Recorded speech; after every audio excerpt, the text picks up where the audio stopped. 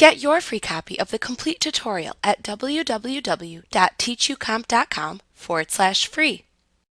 You can use the weekly timesheet window to enter the hours worked by a person within a week, what they did, for which customer job, and optionally how much you paid them.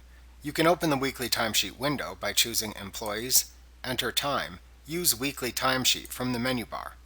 In the weekly timesheet window, use the Name dropdown to select the name of the individual for whom you want to view or track time.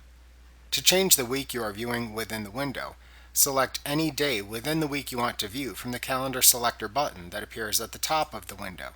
The days of the selected week for the selected individual then appear in the window. Enter the customer job, service item,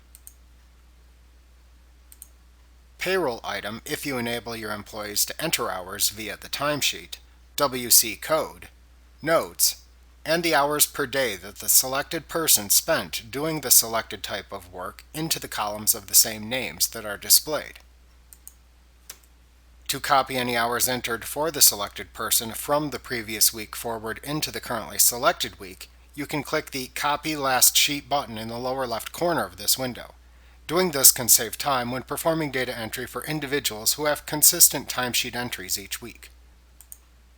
When finished, click the Save and Close button to save the time recorded and close the window. Like what you see? Pick up your free copy of the complete tutorial at www.teachucomp.com/free.